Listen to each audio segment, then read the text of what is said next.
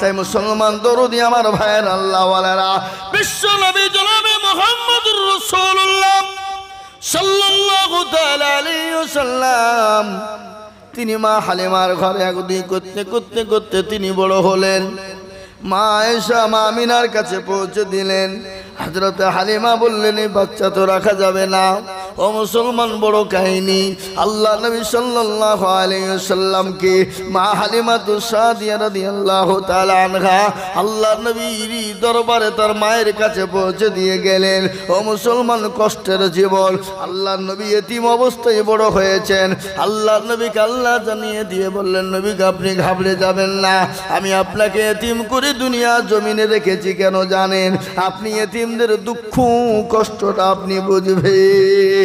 ও মুসলমান, বিশ্ব নবী এতিমের কথা ভাবে, বিশ্ব নবী এতিমের কথা বেশি বেশি করে ভাবতে বলেছেন। একদিন নামাজের দিন, ঈদের নামাজ পড়ে আল্লাহ নবী বাড়ি ফিরবেন। ইতিমধ্যে একটা বাচ্চা ছেলে হাউমাউ করে রাস্তা ধরে কান্না করে। বিশ্ব নবী ওই বাচ্চাকে কাছে গিয়ে বলল, বাবু তুমি কান্না করো কেন, কি হয়েছে? আল্লাহ নবী তাকে কোলে তুলে নিলেন। নেওয়ার পরে বললেন, সঙ্গে সঙ্গে বাচ্চা বলেন, ওগো পথিক তুমি কে জানি না, কিন্তু আমার মা আমাকে পাঠিয়ে দিয়েছে।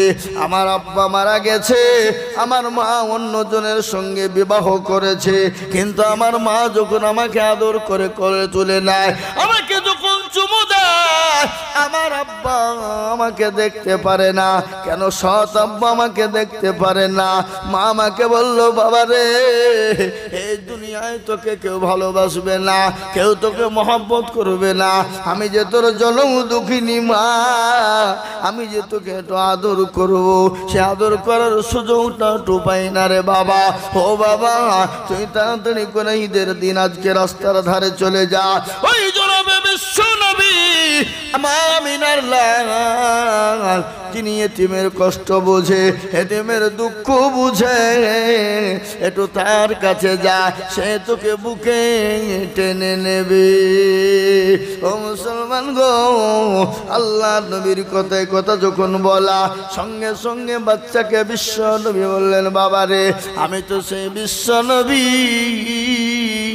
জনাবে মুহাম্মদুর রাসূলুল্লাহ সাল্লাল্লাহু আলাইহি ওয়াসাল্লাম।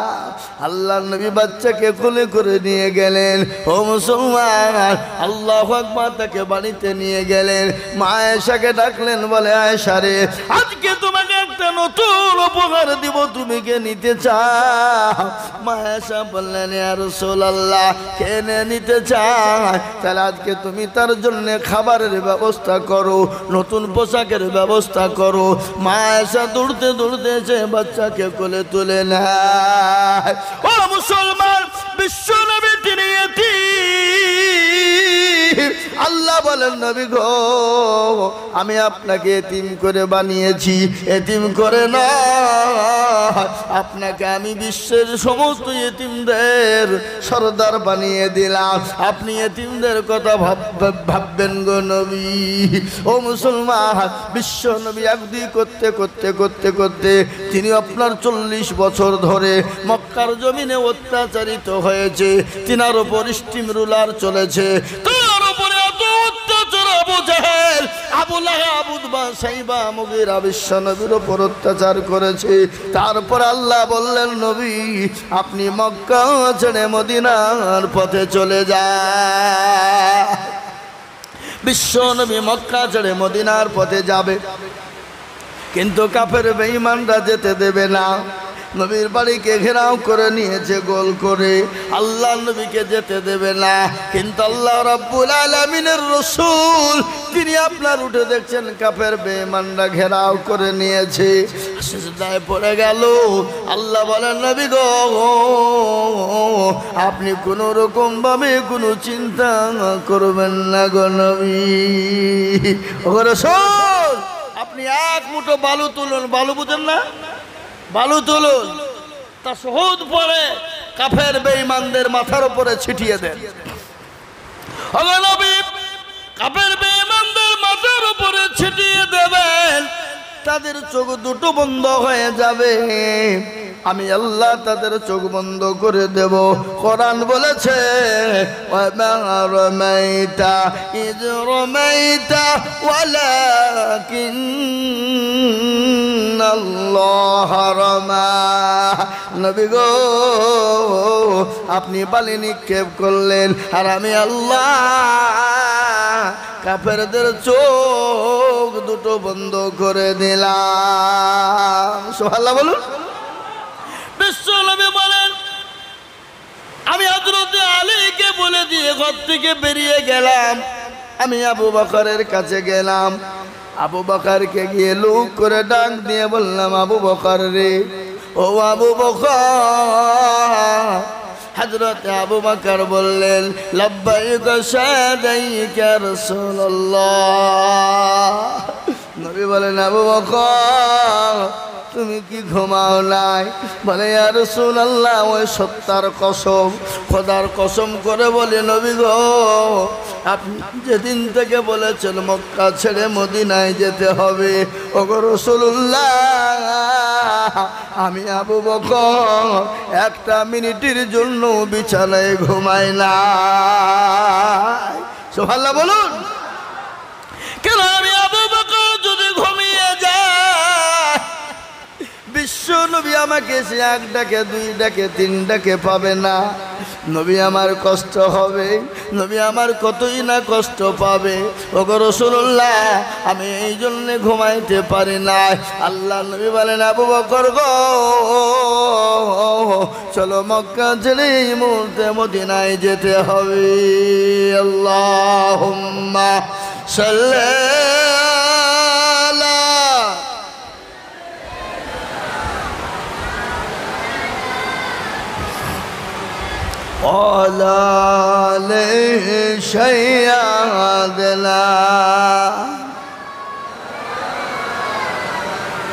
ও মুসলমান দরদি, বিশ্ব নবী আবু বকরকে সঙ্গে করে মক্কা ছেড়ে মদিনার পথে যাবে। হযরতে আবু বকর কখনো ডানে, কখনো বায়ে, কখনো সামনে, কখনো পিছনে। আল্লাহ নবী বলে, আবু বকর তুমি এরকম করো কেন? বলে, ইয়া রাসূলুল্লাহ, আমি আবু বকর যখন পেছনের দিকে চলে যাই, আমার মনে হয় কাফেররা আপনাকে পেছন থেকে তীর নিক্ষেপ করতে পারে। ইয়া রাসূলুল্লাহ, আমি আবার সামনের দিকে দৌড় দিই, কেননা কাফেররা হয়তো আপনাকে পেছন সামনে থেকে তীর আঘাত করতে পারে। ইয়া রাসূলুল্লাহ, আমি ডানে বায়ে করি যখন, কেন জানেন? হয়তো কাফেররা আপনাকে সাইড থেকে তীর নিক্ষেপ করতে পারে। বলে, নবী গো, আমি আবু বকর মারা যায় যাব, কিন্তু আপনি নবী আপনার গায়ে একটা ফুলের ছিটকিও জারে না পড়ে যায়। সুবহানাল্লাহ বলুন। গজল আছে, সাইয়্যিদ আলম নবীজি শাহে মদিনা, মদিনা যাইতে নবী হলেন রওয়ানা। ওরে কাফের মক্কা বাসী,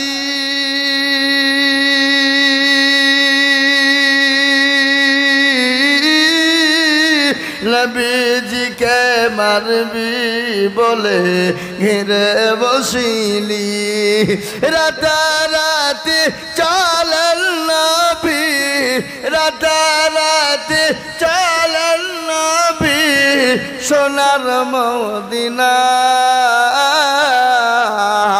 মদিনা যাইতে নবী হলেন রওয়ানা, মদিনা যাইতে নবী হলেন রওয়ানা। ওরে কাফের শুন রে তোরা, আমার নবীর জুতার সমান হতে পারবি না। আল্লাহর নবী গেলেন চলে, আল্লাহর নবী গেলেন চলে সোনার মদিনা, মদিনা যাইতে নবী হইলেন রওয়ানা। মদিনা যাইতে নবী হলেন রওয়ানা। ও মুসলমান দরদি, আল্লাহ নবী মক্কা ছেড়ে মদিনার পথে যেতে যেতে যেতে ও বাবজি ভাইরা, তরুলতা গাছপালা পাথর থেকে নিয়ে আকাশের পশু পাখি সবাই ঝরঝর করে কান্না করে যায়। বলে নবী গো, আমাদেরকে এতিম করে চলে যাবেন। ওগো নবীজি, আমরা কাকে নিয়ে থাকবো? আল্লাহ নবী বলেন, গাছপালা তরুলতা জমি তুমি শুনে নাও, আমার তো মন চেয়েছিল আমি রাসূল কাবা শরীফের খিদমত করব, আমি কাবার খিদমত করব, কিন্তু আবু জেহেল, আবু লাহাব, উতবা, সাইবা, মুগীরা তারা আমাকে নিষ্ঠুর থাকতে দিল না। আমি আবার ফিরে আসব। বিশ্ব নবী চলে গেলেন, বেলা হয়ে গেল। আল্লাহ নবী বলেন, আবু বকর, আমি বড় ক্লান্ত হয়ে গেলাম। ওই দেখো কাফের বেঈমানেরা আমাদেরকে পেছন থেকে ধাওয়া করে। চলো কোথায় আমরা ঢুকি? আল্লাহ নবী গুহার ভিতরে ঢুকলেন। ও মুসলমান, বিশ্ব নবী আবু বকরকে গুহার ভিতরে নিয়ে ঢুকে বলেন, ইতিমধ্যে বিশ্ব নবী বলেন, আবু বকর রে, আমি বড় ক্লান্ত হয়ে গেলাম, আমি আর চলতে পারি না। আবু বকর, তুমি তোমার পায়ের উরুটা একটু বিছিয়ে দাও। উরু বুঝেন তো? উরু এই যা। হযরতে আবু বকরের পায়ের উরুকে বিছিয়ে দেওয়া হলো। আল্লাহ নবী জনাবে মুহাম্মদুর রাসূলুল্লাহ সাল্লাল্লাহু আলাইহি ওয়াসাল্লাম তিনি আরাম করছেন, চোখটা বন্ধ করেছেন। হযরতে আবু বকর রাদিয়াল্লাহু তাআলা আনহুর মাথায় ছিল পাগড়ি। পাগড়ি থেকে পাগড়িটাকে নামানোর পরে ওই চতুর্দিকের গর্তগুলাকে বন্ধ করে দেয়। বন্ধ করে দেওয়ার পর হযরতে আবু বকর একটা গর্ত, আপনার কাপড় নাই, কি করবেন? নিজের পায়ের গোড়ালি দিয়ে চেপে দিলেন। ইতিমধ্যে ওই গর্তের ভিতরে সাপ, যাহক বিচ্ছু ছিল, কোন ধরনের বিষাক্ত জিনিস হযরতে আবু বকরের পায়ে দংশন করে দেয়। হযরতে আবু বকর সিদ্দিক গোটা শরীরটা নীল বর্ণ হয়ে গেল, বিষে বিষাক্ত হয়ে গেল, কিন্তু নবীকে ডাকে নাই। নবীকে কিন্তু ডাকে না। চোখের পানি ঝরঝর করে পড়তে লেগেছে। আল্লাহ নবীর কপালে পড়ে গেল। আল্লাহ রাসূল চট করে চেতন পেয়ে বলে, আবু বকর, কান্না করো কেন? তোমার বাড়ির জন্য কি মনে পড়ে গেছে? তোমার বিবি বাচ্চার কথা মনে পড়ে গেছে? গ্রামের কথা মনে পড়ে গেছে? আবু বকর বলে, নবী গো, খোদার কসম করে বলে, নবী, ওগো নবীজি, আপনার পায়ের তলে আমার জীবনটা কুরবানি হয়ে যাক। ওগো রাসূলুল্লাহ, আমার বিবি বাচ্চার জন্য মনে পড়ে না, গ্রামের কথা মনে পড়ে না। বলে, কার কথা মনে পড়েছে? তাহলে কান্না করো কেন? বলে, নবী গো, এই গর্তের ভিতরে এক বিষাক্ত জিনিস ছিল। ওগো নবীজি, আমার পায়ে দংশন করে দিয়েছে, এই জন্য গোটা শরীরটা আমার জর্জরিত হয়ে গেছে। ওগো নবী, এই জন্য চোখের পানি বেরিয়ে গেল। আল্লাহ নবী বলেন, আবু বকর, তুমি আমাকে কেন, কিসের জন্য ডাকো না? বলে, ইয়া রাসূলুল্লাহ, আমি আবু বকরের এত বড় সাহস নয়। আমার নবী আরাম করবে, ঘুমাবে, আর আমি নবীকে ডাকবো, এত বড় বেয়াদবি করতে পারবো না। বিশ্ব নবী বললেন, আবু বকর গো, আর তোমার কোন জায়গায় কামড়িয়েছে দেখি। বিশ্ব নবী নিজের থুতু মুবারককে বের করলেন। বের করার পরে আবু বকরের পায়ে লাগিয়ে দিলেন, আর আবু বকরের সমস্ত বিষ সেকেন্ডের মধ্যে পানি হয়ে গেল। স্বামী স্ত্রীর মধ্যে ঠাট্টা চলে না? চলে না? স্বামী স্ত্রীর মধ্যে আপনার ঠাট্টায় আর কি চলে? মহাব্বতের আর কি চলে? চলে না? চলে না? কিন্তু আল্লাহ নবী মজা কি করে বললেন, ওগো আয়েশা, এ জামানে সব থেকে নেকি বেশি আমার সাহাবা হযরত ওমর রাদিয়াল্লাহু তাআলা আনহু। সব থেকে নেকি বেশি কার? হযরতে ওমরের। মা আয়েশার মুখটা ভারী হয়ে গেল, মা আয়েশার মুখটা মলিন হয়ে গেল, মা আয়েশার মুখটা আপনার ছোট হয়ে গেল। কেন বলুন তো দেখি, কেন হলো একটু বলেন আপনাদের দেখি। উনি মনে মনে করেছিলেন আমি আমার নবীকে জিজ্ঞাসা করব আর আমার আব্বা জানের নাম হয়তো বলবে, ঠিক না? কিন্তু বলুন তো উমরের নাম করলো। হযরত মা আয়েশা রাদিয়াল্লাহু তাআলা আনহার সতীনের বাপের নাম কি? ওমর। সতীনের বাপের নাম আরো আছে, আছে না? কিন্তু বলুন তো মেয়েদের ভিতরে হিংসা আছে না নাই? এই হিংসা কে মাফ করবেন? আল্লাহ মাফ করবেন। মেয়েদের ভিতরে হিংসা নাই? মেয়েদের ভিতরে যাদের দুটো বিয়ে আছে সে বাড়িতে প্রত্যেকদিন ঠুকমুক লাগিয়ে আছে, আছে না না? জোরে বলুন, ঝগড়া লাগে নাই? কিন্তু দুটো বিয়ে করে মজা করে, বিয়ে করা দুটো বিয়ে করে মজা বুঝলে হবে না। কলকাতার লোক, শহরের মানুষ শুনে, দুটো বিয়ে করলে মজা। একজনা গরম দেখালে বলবে বেশি গরম দেখাবি না, আর একজন আছে ওখানে যাবো, বুঝলেন না? দুটো বিয়ে করবে, দেখবেন কি খুশি। আপনার একটা রাগ দেখালে আর একজন বেশি কায়দা করিস নি, আর একজন আছে ওখানে চলে যাবো।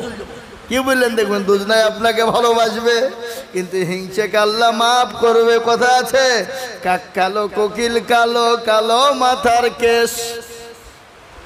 কাক কালো কোকিল কালো, কালো মাথার কেশ, তার চাহিতে বেশি কালো মনের হিংসালেশ।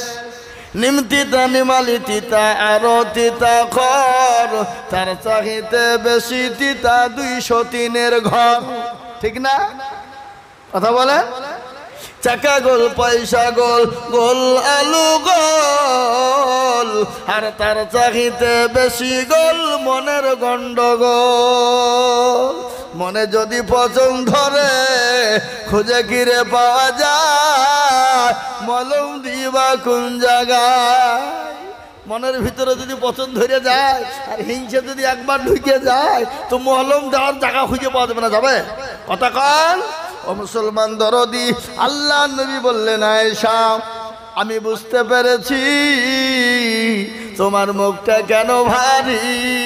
আর দেখবেন মা বোনদের কাছে তার মায়ের, তার বাপের, তার ভাইয়ের, তার বোনের, তার বোনায়ের, তার ভগ্নিপতি নাম করবেন খুব ভালো, কি আদর করে আপনাকে খাওয়াবে, একটা চাকরি দিই, একটু ভালো করে খাইয়ে দিই, এটা ভালো লাগছে, মানে আপনি ওর নাম করেছেন, ওর মা বাপ আত্মীয় স্বজনের।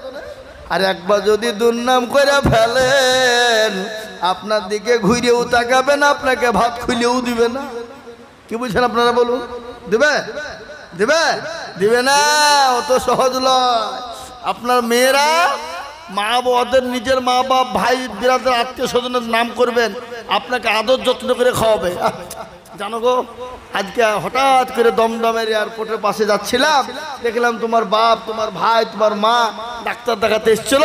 তো আমি আদর করে কি করলাম, ডাক্তার দেখে একবারে খাবার টাবার মেলা করে কিছু দিলাম। আপনাকে বারবার জিজ্ঞাসা করবে, খুব ভালো বলছে না, নাম করেছে। আর আপনি যদি বলেন এসছিল ঘুরিয়েও তাকায়নি, তা আপনার 12টা বাজিয়ে ছাড়বে। কি বুঝছেন আপনারা বলুন? ছাড়বে না? ছাড়বে না? ছাড়বেই। ও মুসলমান দরদি আমার ভাইরা, আল্লাহ নবী বলেন, আয়েশা আমার উমরের সারা জীবনের নেকি আর আমার আবু বকরের একদিনের নেকি তার সমতুল্য হবে না। সুবহানাল্লাহ বলবেন না? হযরত আবু বকরের একদিনের নেকি আর হযরত ওমরের সারা জিন্দেগির নেকিকে এক যদি করা হয় তা তার সমতুল্য হবে না। ও মুসলমান দরদি আমার ভাইয়েরা, আল্লাহওয়ালা দিনদার ইমানদার কলমাওয়ালারা, তাই আমি আপনাদেরকে বলবো বাবা, আল্লাহর হুকুম সব থেকে বড় হুকুম নামাজ, কিন্তু সে নামাজ আজকে মুসলমান আদায় করে না। আরে নামাজের জন্য নবীকে মক্কা ছেড়ে মদিনায় যেতে হয়েছে, নিজের জন্মভূমি ত্যাগ করতে হয়েছে। নিজের মা আপনার কি হয়েছে, নিজের জন্মভূমি ছেড়েছে, নিজেকে মার খেতে হয়েছে তাইফের ময়দানে, উহুদের প্রান্তে, খন্দকের যুদ্ধে। কিন্তু আজকে বলুন তো, নামাজের জন্য আজকে মুসলমান কোনোদিন মার খেয়েছি আমরা? আজকে নামাজ আমরা পড়ি না। এ বাবা, আজকাল কিছু জমি আছে দেখেছেন, জমি দলিল নাই, পর্চা নাই, রেকর্ড নাই, ও জমিগুলো কি জমি বলে? হ্যাঁ, বেওয়ারিশ জমি, খাস জমি, ঠিক না? তো নামাজ যারা পড়ে না তারা বেওয়ারিশ, তাদের কোনো ওয়ারিশ থাকতে পারে না, তারা হলো বেওয়ারিশ। আজকে আমি আপনাদেরকে বলি, আইন যদি হতো যারা নামাজ পড়ে না তাদের কোনো দিন জানাজা পড়া হবে না, আমার মনে হয় মসজিদে জায়গা হতো না, ঠিক কিনা ধরে বলুন? যদি বলা হতো যারা নামাজ পড়ে না তাদেরকে বাপের জমির ভাগ দেওয়া হবে না, আমার মনে হয় মসজিদে জায়গা হতো না, ঠিক কিনা ধরে বলুন? যদি বলা হতো যারা নামাজ পড়ে না তাদের সঙ্গে কোনো রকমের কথা বলা যাবে না, আমার মনে হয় মসজিদে জায়গা হতো না। আজকে কেন মুসলমান নামাজ পড়বে না? কাফেরের সঙ্গে পার্থক্য হলো নামাজ, কাফেরের সঙ্গে মুসলমানের পার্থক্য সেটা হলো নামাজ। আজকে কেন নামাজ পড়বা না? সাহাবাদের একটু ছোট্ট ঘটনা আমার মনে হয়ে গেল। একজন নবীর সাহাবা অতি গরীব, বাড়িতে দ্বিতীয় কোনো কাপড় নাই, প্রত্যেক দিন নবীজির পিছনে জামাতে নামাজ আদায় করে, আর মসজিদ থেকে বেরিয়ে তিনি বাড়ি চলে যান। সাহাবারা বলেন, নবী গো, আপনার অমুক একজন সাহাবা প্রতিদিন মসজিদে নববীতে নামাজ পড়ে আপনার জামাতে আদায় করে, ওগো নবীজি, কিন্তু আপনার কোরআনের মজমাতে বসে না। সে কি মুশরিক হয়ে গেল? সে কি মুনাফিক হয়ে গেল? বিশ্বনবী কিছু উত্তর দিলেন না। একদিন, দুদিন, 3 দিনের দিন নবী বললেন, ও সাহাবারা, এবার যখন মসজিদে নববীতে নামাজের জন্য আসবে, বলবে আল্লাহ নবী তোমাকে বসতে বলেছে। ফজরের আজান হয়ে গেল, আসসালাতু খায়রুম মিনান নাওম, তোমাদের ঘুমের থেকে নামাজ হলো উত্তম।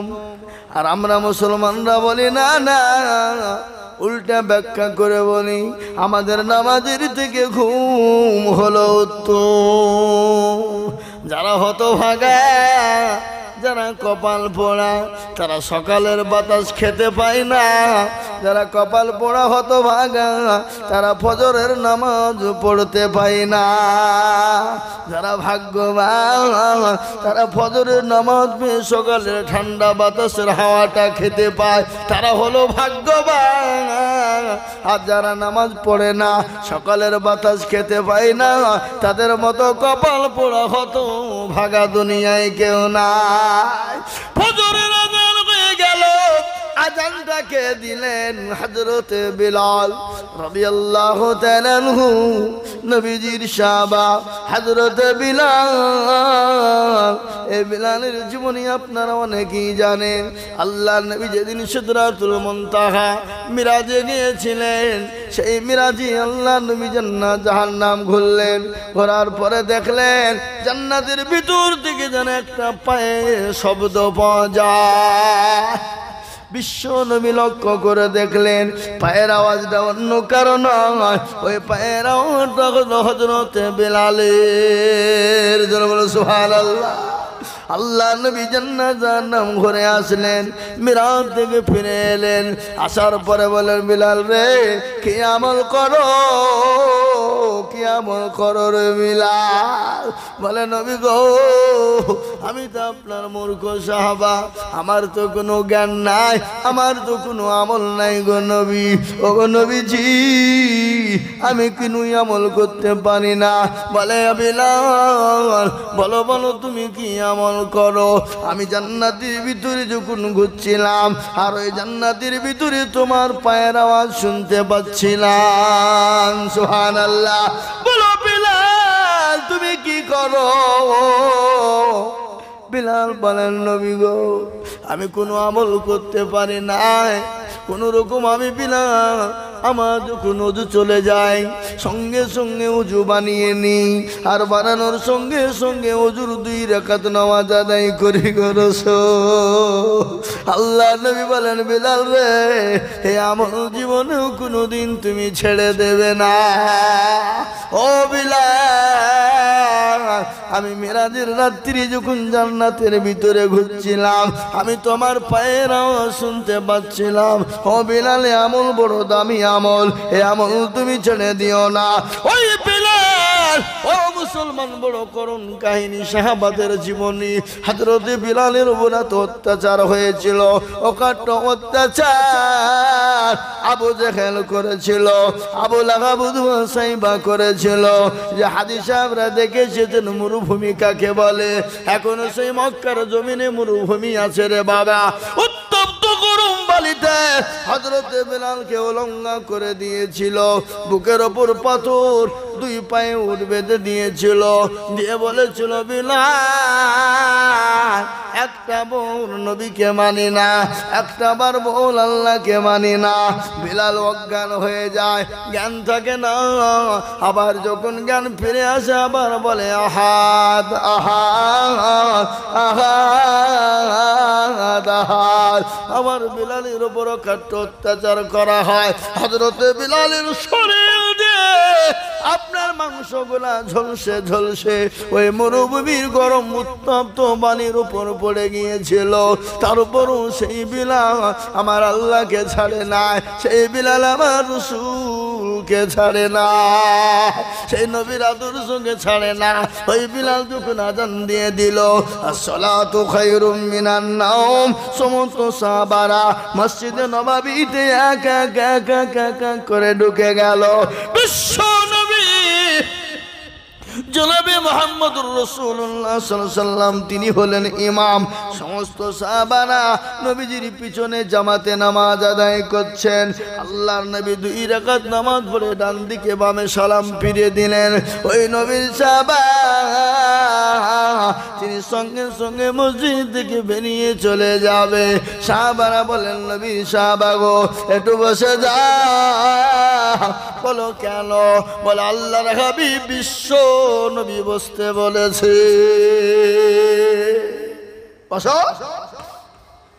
বসে গেলেন। সমস্ত সাহাবারা এক জায়গায় গুছিয়ে বসলেন। আল্লাহর নবী তাসবিহ তাহলিল দোয়া থেকে ফারাগ হয়ে গেলেন। সমস্ত সাহাবাদের সামনে নবী আমার বললেন ও সাহাবা আমি তোমাকে জিজ্ঞাসা করছি, বলো তুমি আমার কোরআনের মজলিসে কেন বসো না? কোরআনের মাজমাতে কেন বসো না? সাহাবা গো কি ব্যাপার, তোমার কি বসতে মন চায় না? তোমাকে ভালো লাগে না? আল্লাহ নবীর সাহাবা তার চৌদি ঝরঝর করে পানি ঝরে যায়। কি মানের নবী, কি দয়ার নবী। নবী বলেন ও সাহাবা তুমি কান্না করো কেন? আমি তো তোমাকে জোরে কথা বলি নাই, আমি তোমাকে ধমক দিই নাই। আজকে আমি বলবো কলকাতা শহরের মুসলমানেরা বলুন তো বিশ্ব নবী দুনিয়ার জমিনে কতদিন বেঁচে ছিলেন? 63 বছর। আল্লাহ নবী 63 বছরের মধ্যে কোনোদিন কাউকে ধমক দিয়েছে শুনেছেন খবর কোনো আলেমের মুখে? 63 বছর কোনোদিন কাউকে গালি দিয়েছে? 63 বছর কোনোদিন কারোর সঙ্গে খারাপ ব্যবহার করেছে? 63 বছরে কোনোদিন কারোর সঙ্গে চিটারি করেছে? 63 বছরের মধ্যে কাউকে একটা চড় মেরেছেন? 63 বছরের জীবনে কোনোদিন কাউকে মিথ্যা বলেছেন?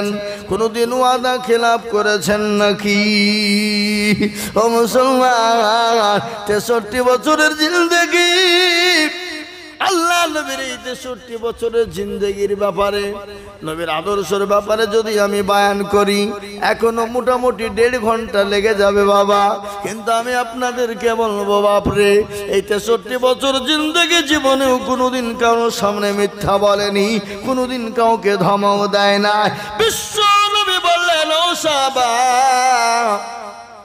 আমি তো তোমাকে ধমক দিইনি, জোরে কথা বলিনি, তুমি কান্না করো কেন? নবীর সামনে বলে, নবী গো,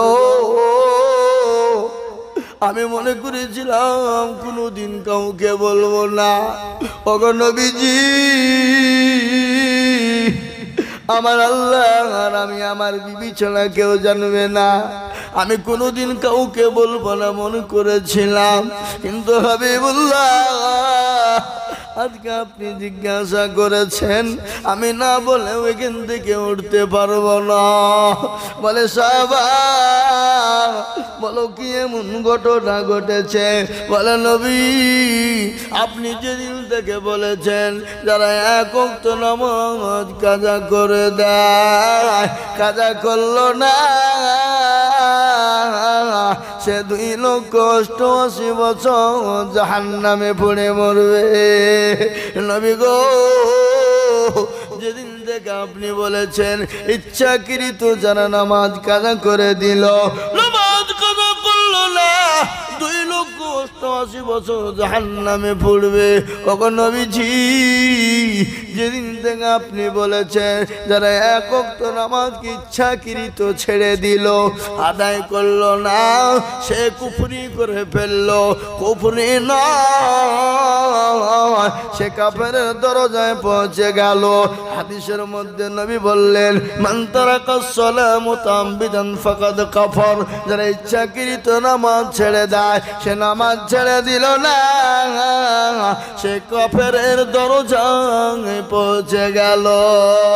ও নবীজি, যেদিন থেকে বলেছে, খোদার কসম করে বলি, আমি আপনার মজলিসে বসতে পারি না।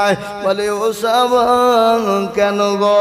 ইয়া রাসূলুল্লাহ, আমার বাড়িতে দ্বিতীয় কোনো কাপড় নাই, আমার বিবিকে গর্ত খনন করে আমি গর্তের ভিতরে উলঙ্গ অবস্থায় রেখে এসেছি, আমার বিবি কাপড়খানা খুলে এনেছি, আমি আপনার পিছনে জামাতে নামাজ আদায় করব বলে। ওগো নবীজি, আমি আপনার মজলিস থেকে বেরিয়ে তাড়াতাড়ি চলে যায়, এই পোশাকখানা আমার বিবিকে খুলে দিই, আমার বিবি আদায় কাপড়খানা পরে নিয়ে নামাজখানা আদায় করে গো রাসূল। ইয়া রাসূলুল্লাহ, আল্লাহ নবী বললেন, ও সাহাবারে, তুমি বাড়ি চলে যাও, তোমার বিবির নামাজের বেটাই হয়ে গেল, তাড়াতাড়ি করে যাও, তোমার নামাজের বেটায় হয়ে গেল। আল্লাহ নবী সাহাবা, তিনি বাড়ি চলে গেলেন, বাড়িতে গিয়ে বিবিকে বলছে, আসসালামু আলাইকুম। এ বাবা, বিবিকে সালাম দেওয়া জায়েজ না না জায়েজ? কোন বিবিকে সালাম দেওয়া যাবে কি যাবে না? হালাল না হারাম? জায়েজ না না জায়েজ? সুন্নত না নফল? সুন্নত। তাহলে বিবিকে সালাম কে কে দেয়? একটু হাত তুলেন দেখি, হাত তুলেন। 4-5 জন দিয়েছে। হায় হায় হায়, আজকে বাড়িতে যে চোখ বুঝে সালাম দিবেন বলেন ইনশাল্লাহ? চোখ বুঝে সালাম দিয়ে দিবেন। প্রথমে সালাম দিলে একটু হাসবে নাকি? মিনসে আবার মৌলবি হয়েছে দেখো, একদিন 2 দিন বলবে, 3 দিনকে 3 বলবে না। আফসোস সালাম কাবলাল কালাম, আগে সালাম পরে কালাম। আব্দুর রহমান, সালাম আলাইকুম। কি সালাম রে, কোথা শিখলি তু? আব্দুল জব্বার, আসসালাম আলাইকুম। ই সালাম কোথা শিখলি রে? আসসালামু আলাইকুম আব্দুর রহমান, কেমন আছো? আসসালামু আলাইকুম আব্দুল জব্বার, কেমন আছো? আসসালামু আলাইকুম, কেমন আছো? আল্লাহর নবী বলেন আফসুস সালাম কবুলাল কালাম। স্বামী তার বিবিকে দিবে, বিবি তার স্বামীকে দিবে, ছেলে তার বাপকে দেবে, বাপ তার ছেলেকে দিবে, মেয়ে তার মাকে দিবে, মা তার মেয়েকে দিবে, বাপ তার মেয়েকে দিবে, মেয়ে তার বাপকে সালাম দিবে। আল্লাহ নবী বলেছে আমলটা যার বাড়িতে আছে সে বাড়িটা আল্লাহর রহমত দিয়ে ভর্তি হয়ে আছে। এ বাবা, আমাদের ভিতরে সালাম নাই। এখন আমাদের দেশের যুবকরা সকালবেলায় ফোন দেখে দেখছে ম্যাডাম ফোন করেছে, গুড মর্নিং। ও মুসলমান, আল্লাহু আকবার, আল্লাহ বলবে মর মরিয়া দে তোর গুড মর্নিং বের করছি কি করে করতে হয় দেখবি, দেখবি ঠেলা, বুঝবি মজা। এ মুসলমান, মরতে হবে না? হবে না? এই মরতে হবে না? হবে না? না আপনারা মরবেন না? কলকাতার লোক মরবে না নাকি? হ্যাঁ, মরণ তো হবে। মরণ থেকে যতই পালাও মরণ তোমায় নিবে ঘিরি, মরণ তোমায় হবে জানি, মরণ হবে অতি অনিবার্য। আল্লাহ কোরআনে বললেন কুল্লু নাফসিন যায়িকাতুল মাউত, মৃত্যু তো তোমার হবে, আর মরণের পরে আসল জায়গা সেটা হলো কবর। আর ওই কবরে প্রতিদিন ডাকে না? ডাকে না? কথা কন না কেন? প্রতিদিন কবরে ডাকে।